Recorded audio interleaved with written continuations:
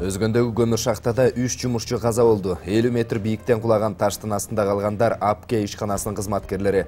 Алар кытайлык жарандар. Жүгө орлошкон жүк ташуучу унаанын айдоочулары.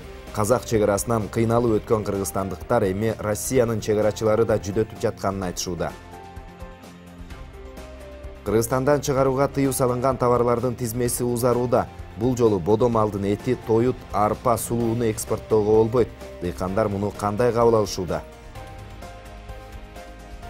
Бүгүн таксисттердин эл аралык күнү. Кыргызстанда жүргүнчү ташууга расмий уруксат кагазын алып иштеген 30 миңдей айдоочу бар. Бирок патенти жок иштегендер дагы көп.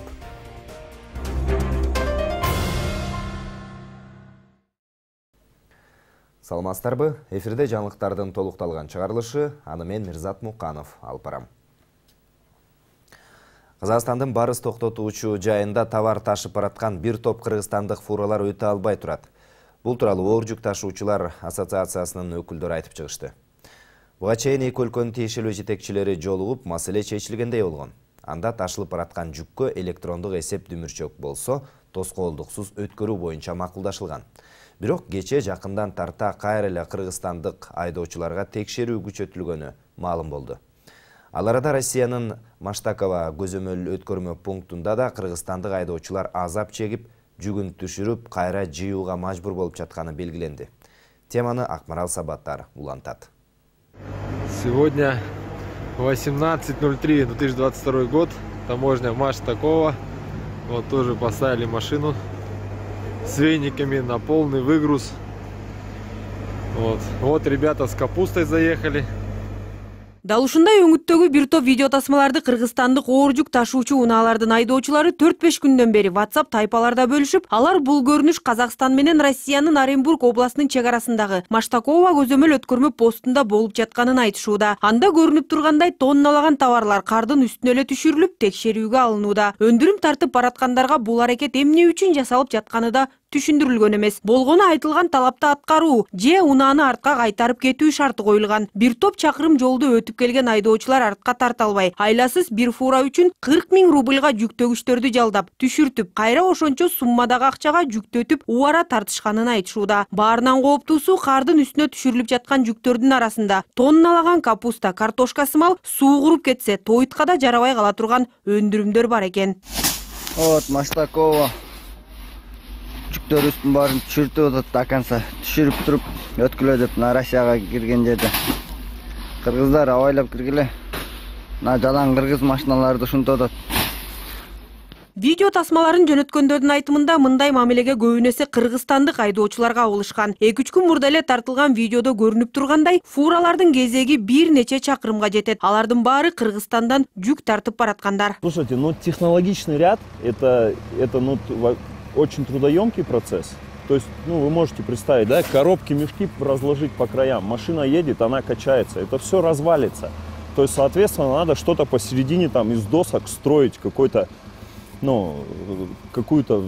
конструкцию, чтобы это все держалось. Россияга жүк ташуу менен алектенген транспорттук логистикалык компаниянын жетекчиси Владимир Шумаков акыркы күндөрү иши бир топ солгундаганын ачык эле айтууда. Валюта рыногундагы туруксуздук бир топ ишкерлерди катуу ойлондуруп, көпчүлүгү учурда күтүү режиминде турат. Анысас келгенсип эми минтип фуралары көзөмөл өткөрмө пунктунан өтүүдө азап чегип, финансылык чыгымга учуроодо. Дал ушундай көрүнүштөрдүн айынан жыл башынан бери эле иши да, кирешеси да 20%га кыскарган. Анын үстүнө Шумаковдун компаниясы көбүнөсө интернеттен берилген буйрутма товарларды ташып иштейт экен. Ал жерде талап катуу. Бара турган жүк калыбына кандай салынса, акыркы дарегине ошондой жетиши керек. Бирок орто жолдогу түшүрүп, кайра жыюулардын айынан товардын көркү кетип, калыбы бузулууда. Бул өз кезегинде кардардын нааразычылыгын жаратаары турган иш. Компания жетекчиси бүгүн да ишкерлерден жүктөрүн өткөрүп алып, фураларына жүктөтүп жатат. Чоң ак каптарга салынгандар көбүнөсө Кыргызстанда тигилген курткалар экен. Эми бул товарлар Россияга жыртылып тытылбай, ананда эң маанилүүсү убагында барат деп үмүт кылып отурат. Вообще непонятно, с чем связано, не объясняют российские представители власти. Россиядагы көзөмөл өткөрмө пунктунда мындай көрүнүш эмнеге жасалып жатканы таптакыр түшүнүксүз болууда. Тиешелүү бийлик органдарынын өкүлдөрү түшүндүргөн да жок. Алар ушундай бир программа болуп жатат. Силер ошого туш келдиңер. Жүктөрдүн бирин калтырбай түшүргүлө деп гана жооп берип жатышты. Товардын баары түшүрүлгөндөн кийин фуранын бош турганын сүрөткө тартып, кайра жүктөгө уруксаат беришүүдө. Айдоочулар жүктөгүчтөрдү $500 жалдап айткандарын жасоого мажбур. Болбосо ал жерде 2-3 жумалап кармалып калышат. Бул деген кошумча чыгым, анысы аз келгенсип адамды аябай чарчайт. Анан да үстү жабык аңгарга түшүп келип калсаң жакшы, болбосо ачык аспандын алдында кардын үстүндө товарды түшүрөсүң. Анан жүктөрдү ары бери түшүргөндө товардын тышкы каптоосуна доо кетип, айрылып тытылып калууда. Муну кардарларга кантип түшүндүрөсүң? Себеби жүк жеткирүүчүлөр жоопкерчиликти алганда. Ушундай толгон токой көйгөйлөргө кабылып жатабыз. Ал арада бул боюнча Кыргызстандын бажы кызматы билдирүү таратып, анда бул иште россиялык кесиптештеринин тиешеси жок экенин айтып чыгышты. Бул көрүнүштөн кийин эки өлкөнүн тиешелүү мекемелеринин жетекчилери байланышышкан. Ага ылайык учурда Россия менен Кыргызстандын ортосунда жашыл коридор иштеп, анын негизинде айыл чарба продуктылары менен эрте бузула турган өндүрүмдөр таптакыр текшерүүгө алынбай турганы белгиленген. Жүк ташуучулар болсо бул иште Россиянын чек ара кызматынын тиешеси бар экенин билдиришти. Кыргызстандын тиешелүү мекемеси болсо азырынча бул боюнча маалымат жок экенин белгилешти. Өткөн бейшемби күнү Кыргызстандын Россиядагы элчилиги реакция кылып, анда Кыргызстандан барган жүк жана жүк ташуучуларга карата текшерүү иштеринин күчөтүлүшүнүн жагдайларын жана себептерин тактоо үчүн Россиянын тиешелүү органдарына кайрылуу жолдошкон. Экинчи тараптан азырынча расмий жооп алына элек. На данный момент ситуация складывается положительно. Мы пока ситуацию мониторим. Бүгүнкү күндө бул көйгөй оң жагына чечилип, Казакстан менен Россиянын чек арасындагы кыргызстандык айдоочулар негизсиз текшерүүгө кабылбай калышканы белгилүү болду. Негизи мындай ири көзөмөл өткөрүү пункттарында инспекциялык көзөмөл комплекси же башкача айтканда рентген иштейт. Ал деген фуранын ичинде эмне бар болсо ошонун баарын көрсөтөт. Банги заттарынан тарта курал-жарак, жарылуучу заттарга чейин белгилүү болуп калат. Ошондой күмөн жараткан учурлар болсо гана товарлардын белгилүү бир бөлүгүн түшүртүп текшерүүгө алышса болот. Бул жерде деген эл колдонгон тамак аштарды түшүртүп, жыйдырып убара тарттырып жатышат да. Негизи мындай маселелерге чекит коюп коюш керек болуп калды. Себеби биз Түркия, Иран, Европа өлкөлөрүнөн бери товар ташып, бирок ушундай терс мамилени өзүбүздүн бажы биримдигиндеги өнөктөштөрдөн гана көрүп келебиз. Мына жакындан тарта кайра Казакстан тараптан маселелер башталып, товар алып өтүү көйгөйгө айлана баштады. Оор жүк ташуучулар ассоциациясынын өкүлдөрүнүн айтымында учурда Казакстандын барыс токтотуучу жайында бир топ кыргызстандык фуралар турат. Алар кайрадан тыкыр текшерүүгө алынып жатканы белгилүү болду. Тактап айтканда, кайра эле чыгым тартып, тонналаган жүктөрдү түшүрүп жийип чыкмай. Первый заместитель председателя кабинета министров. Буга чейин эки өлкөнүн тиешелүү жетекчилери жолугуп маселени чечкендей болушкан. Анда ташылып бараткан жүктү электрондук эсеп дүмүрчөк болсо тоскоолдуксуз өткөрүү боюнча макулдашылган. Ушул талап жакшы эле иштеп жаткандай болгон. Бирок кечээ жакындан тарта кайра эле кыргызстандык айдоочуларды Казакстандын барыс токтотуучу жайына алып барып, товарларын түшүртүп текшерүү башталганын билдик. Мына азыркы учурда да бир топ айдоочу ошол жерде турат. Же ары, же бери кете албай. Азырынча буга эмне себеп болуп жатканы белгисиз. Ошондой эле жүк ташуучулар учурда Кыргызстан менен Казакстандын ортосунда бурабай протоколу иштебей жатканын да белгилешти. Ага ылайык Казакстан 2015-жылы Евразиялык экономикалык биримдигине кирип жатканда бул альянска кирген өлкөлөрдүн товарларын тоскоолдуксуз өткөрүү милдеттенмесин алган. Вы чуть тон сбавьте, когда разговариваете с водителем. Акмарал Сабатар, Нурбек Жеңишбек уулу, НТС. Сами открывайте, показывайте. Кыргызстан экспорттоого тыюу салынган азыктардын тизмесин дагы узартты. Министрлер кабинетинин токтому менен 6 айга чейин Евразиялык экономикалык биримдигинин аймагынан тышкары буудай, ун, өсүмдүк майы, кумшекер, күн карама уругу жана жумуртканы экспорттоого тыюу салынды. Аталган азыктарды Кыргызстанга импорттоого дагы кошумча нарк салыгы алынбайт. Мындай чечим азык-түлүк коопсуздугун сактоо жана базардагы бааны туруктуу кармоо максатында кабыл алынгандыгы белгиленди. Бирок соодагерлер этти экспорттоого тыюу салуу менен бааны төмөндөтүү мүмкүн эмес деп жатышат. Кененирээк Дүйшөн Шаршенбековдун материалында. Былтыр жайдан баштап жыл аягына чейин базарлар менен дүкөндөрдө эттин баасы бир аз туруктуу кармалгансып келген. Жыл жаңыргандан бери кайрадан эттин наркы барган сайын көтөрүлүүдө. Базардагы алып сатарлардын айткандарына таянсак, 2,5 айда эле кой этинин килограммы 100 сомго кымбаттаган. Ал эми уй менен жылкыныкына 40 сом кошулган. Жаңы жылдан кийин не болуп кетти? Резкий скачок болуп кетти да. Жума сайын 10 сом, 10 сом, 10 сом, 5 сомдон көтөрүлүп, азыр мына пикке чыктык да. Аябай. Мисалы, оптом койдун баасы 500 сом деген болгон эмес болчу.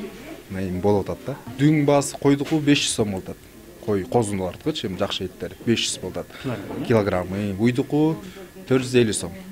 1 килограмм оптон баасын айтып атат. Жылкыныкы бир 400 сом тегиреги. Эми муну такталап көзөмөлдөсө дагы көтөрүлүшү мүмкүн.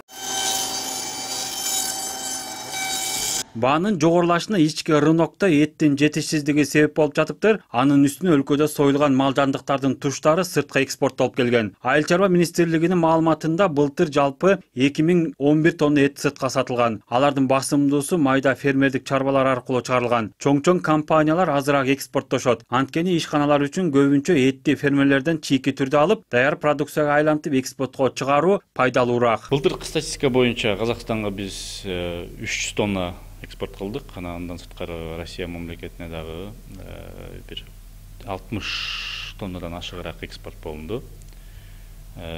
Азыркы учурда бизде эт менен камсыздоо боюнча эч кандай тоскоолдуктар жок. Негизи толугу менен камсыздап атабыз. Былтыр биз 170 фермер менен иштешип эт алдык ошончо адамдан, фермерден. Ички базарда эттин кымбатташын жем менен чөптүн баасы жогору болуп жатканы менен дагы байланыштырганда жок эмес. Чүйдүн тегерегиндеги айылдарда бир түк чөп 400 сомдун тегерегинде сатылууда. Жылда коңшу айылдарга сатып, ашканын Казакстанга экспорттогон фермерлер быйыл өздөрүнө сатып алганга чөп таба албай жатышыптыр. Анын үстүнө былтыркы кургакчылыкка байланыштуу той чөптөрдүн аз топтоп алышкан. Çöpün жакшылары 350-400 сом, начарырактар 300 сомдон кем жок, кымбат. Ошолда жок болуп атат, ошолда жок болуп, эптеп ушу 5тен 10дон эптеп таап сатып алып атышат элдер бу жерде, айылдагы элдер. Министрлер кабинети эттин баасын туруктуу кармоо үчүн эттин, жемдин жана той чөптөрүн экспорттоого тыюу салды. Мындан тышкары бир катар продукцияларды үчүнчү өлкөлөргө чыгарууга чектөө киргизди. Соодагерлер этти экспорттоого тыюу салганы менен базар наркына эч кандай таасирин тийбестигин айтышууда, себеби согумга жарактуу малдын бардыгы сыртка кетип жаткандыгы менен түшүндүрүшүүдө. Биз дыйкан айткан баага эми содалашабыз. Анан ошол дыйкандар өздөрү ошол 500 сомго такап, 480-500 сомго такап сатат. Мисалы, кой 30 килограмм болса, 500 сомдон 15 000 болот экен. Биз ошону алганга мажбур болуп атабыз. Анткени эт да керек. Эт да сатыш керекпиз. Ошодон. Анан кийин эмне үчүн кичине кымбат сатып атасыздар десек, четке чыгарып кеткендер ушундай баа берип атышат деди. Министрлер кабинеттин чектөөлөрүнө улай ички базарды азык-түлүк менен камсыз кылыш үчүн, ошондой эле бааны туруктуу кармап калуу максатында импорттолгон продукциялар кошумча нарк салыгынан бошотулганы белгилүү болду. Өкмөт тарабынан биз министрлик импорттаганга дагы кошумча нарк салыгын алып салдык. Бул болсо ошол көбүрөөк көлөмүндө импорттаганга, арзаныраак баада импорттаганга дагы шарт түзүп берет. Бул көбүнчө үрөндөрдү, анан жана жумурткаларды, мисалы үчүн инкубация болгон жумурткаларды, сырьёлорду басымдуу бөлүгүн дагы кошумча нарк салыгын алып койдук. Белгилей кетсек, азык-түлүк базарындагы олку солку абалдан улам Айыл чарба министрлиги 2020 жылдын декабрында малдын тирүүлүү экспортуна тыюу салган. 8 айдан кийин ал тыюу алынып салынган, ошондон бери сыртка мал эркин экспорттолууда. Андыктан азыр эт чыгарууга тыюу салынганы менен ишкерлер тирүүлөй алып чыгып сата берсе болот. Мындай шартта эттин наркын кармап туруу мүмкүн эмес дешет соодагерлер. Дүйшөн Шаршембеков, Улукбек Абдиев, НТС.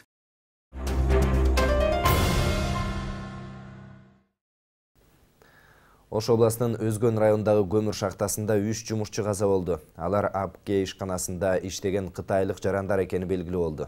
Маркумдар 51 жана 49 жаштарда экен. 3 адамдын өлүмүн алып келген кырсык Саламалик айыл аймагынын Кара Дөбө айылына жакын жерде катталган. Бул окуя 20 мартка караган түнү болгон. Областык милициядан билдиришкендей 50 метр бийиктиктен кулаган көмүр аралаш таш 3 жумушчуну басып калган. Урандынын астында калгандардын сөөктөрүн кесиптештери өз алдынча чыгарып, милиция кызматкерлерин өткөрүп беришкен. Каргашалы окуяга байланыштуу соттук медициналык экспертиза дайындалып, учурда иликтөө иштери жүрүп жатат. Адам өлүмү менен аяктаган авария. Боом капчыгайында үрөй учурган жол кырсыгы катталып, 3 адам каза болду. Жол кыймылынын коопсуздугун камсыздоо башкы башкармалыгы берген маалыматка ылайык, Каргашалы окуя 20 март күнү саат 3:30 чамасында катталган.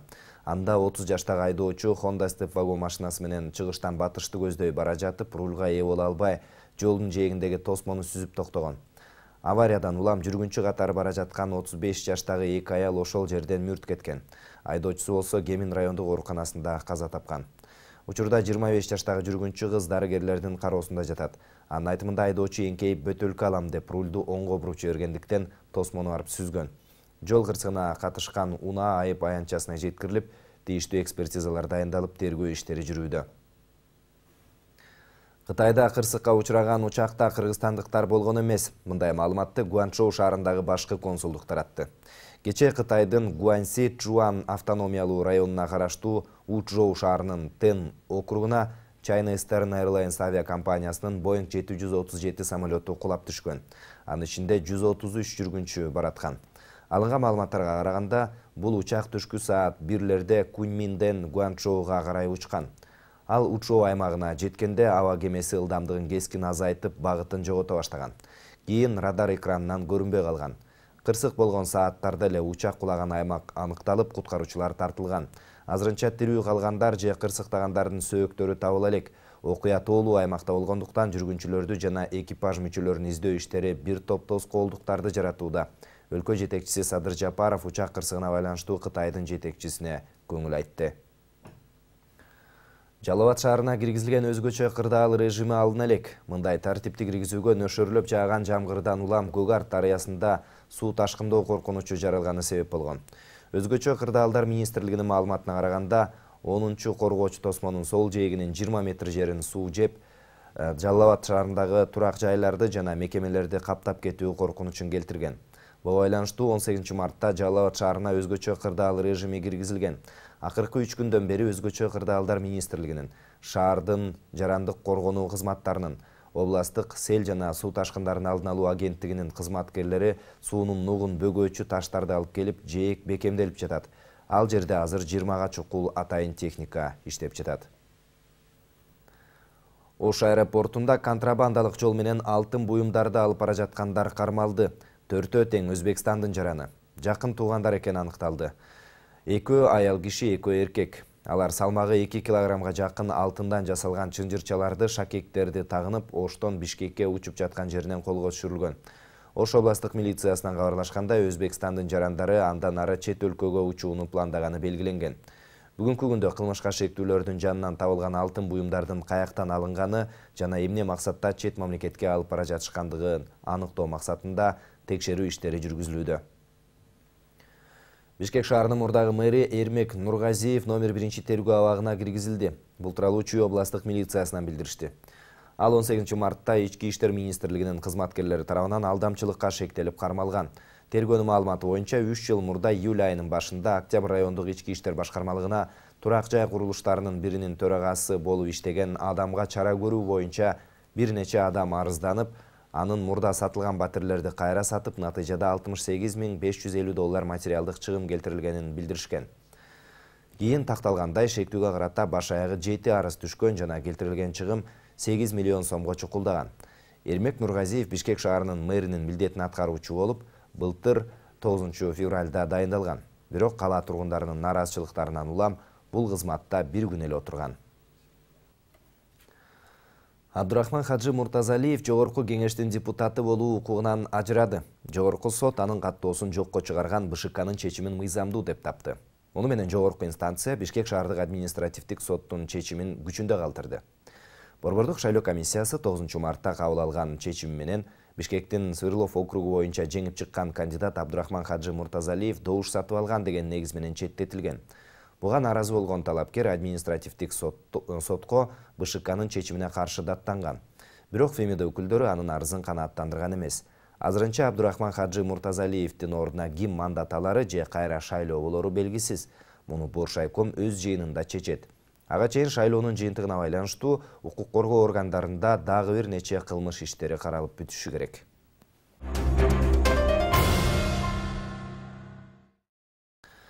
Шаар ичинде жана областтар арасында такси кызматын көрсөткөндөрдү лицензиялоонун жол жобосу даяр боло элек. Азыр мунун үстүнөн Ички иштер министрлиги иштеп жатат. Эгерде жаңы тартип ишке кирсе, анда такси айдоочуларынын ишин көзөмөлдөө күчөтүлөт. Ал эми лицензия албай жүргүнчү ташыгандар 1000 сомго чейин айыпка жыгылышы мүмкүн.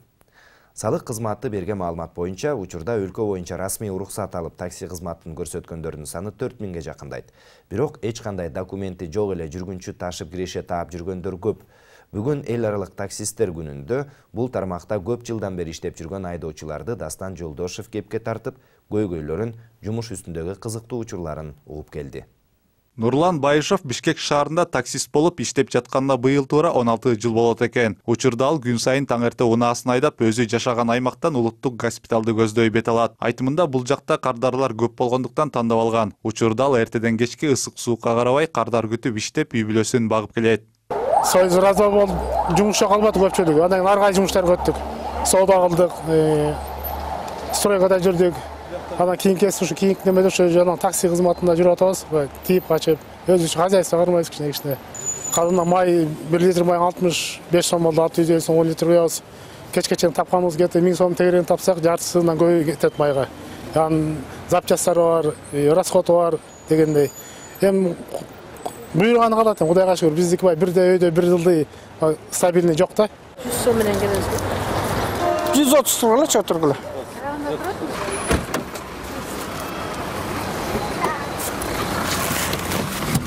62 жаштагы Райымбек Эркинбаевдин болсо дайыма түшчү кардарлары бар. Алар менен жакындан таанышып алган. Жүргүнчүлөрүн эртең менен жумушка, кечкисин үйүнө жеткирип турат. 30 жылга жакын убактан бери таксист болуп эмгектенген Райымбек Эркинбаев жумуш учуру ар кандай окуялар менен коштолоорун айтат. Айтымында буга чейин кардарлар менен пикир келишпестиктер болуп, өмүрүнө коркунучтуу болгон учурлар дагы катталган. Кичине арага ичкен киши түшкөндөн кийин проблеманы баштайт. Эмнеге сен 200 сом дейсиң, эмнеге 100 сом дейсиң? Таксистер жаман көп кеттиңер го деп. Ан көп көндө такси канча акча түшпөйт, бензини жанагында болсо каяктагы. Жаш кезинде бир богуреки чуискиде турганда бирөөлөр айдатып барып анда 99 бар эле да. Кимдер экенин билбейм, ошол жерден Турузбековага подвор киресиң деп ошол жака киргизип, пистолет такап, ана мен качып чыгып, машинаны айдап кетип, тегерек аэропортко өтүп аткан мост бар го. Ошонун үстүнөн кармап келишкенде ГАИге сообщение эткенде. Мындай окуялардан кооптонуп калган Райымбек Эркинбаев күндүзү гана иштөөгө өткөн. Учурда ал күн сайын ооруканалар менен жогорку окуу жайлардын жанында туруп кардар күтөт. Айтымында бир күндө орточо 1000 сомдой каражат тапса, анын жарымына жакын эле күйүүчү майга кетет. Такси. Бул жерде жумуш жок, эч жумуш жок, кара жумуш да жок. Анан ушу такси болушка аргасы болду. Майда чүйдөгө жарайт да. Анча деле чоң таап, укмуш болуп кете албайсың. Такси күнүмдүк эле окат да. Эчтеке кыла албайм да. Жумуш жок мага. Кандай жумуш калмаштырам? Эч жумуш жок. Эчтеке албайм. Эми стройкада деле иштей кыла албайм. 60-тан өтүп кеттим, каякта стройка. Каякта жер касмай. Ошол анан кийин айласыздан ушу жумуш туура көрөт экенсиң да.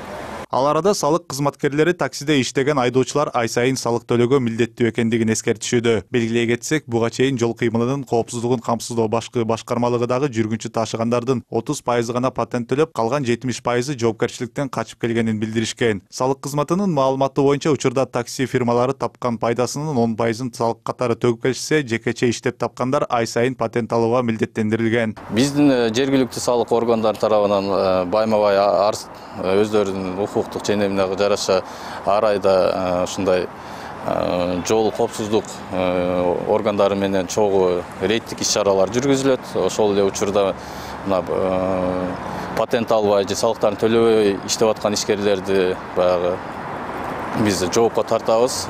Бул убагында төлөбөсө биз 2000 айып пулун салганга биз милдеттүүбүз да. Учурда өлкө боюнча жеке фирмалардан жана компаниялардан сырткары өз алдынча такси кызматында иштеп келген 4000ге жакын айдоочу бар. Алар ай сайын 500 сомдон салык төлөп патент алып турушат. Мисалы, салык кызматынын маалыматы боюнча былтыркы жылы эле 32 миңден ашуун патент берилип, андан бюджетке 15 миллион сомдой каражат түшкөн. Дастан Жолдошев, Адлет Чокаев, МТС. Бишкекте Беларусь өлкөсүндө чыгарылган бут кийимдердин жарманкеси уланууда. 22 марттан 5 апрелге чейин сапаттуу, ыңгайлуу жана көпкө чейин чыдаган бут кийимдердин түрүн сатып алууну каалагандар болсо, Каба Улуу Кожомкул атындагы спорт сарайына келсе болот. Кененирээк кийинки материалда.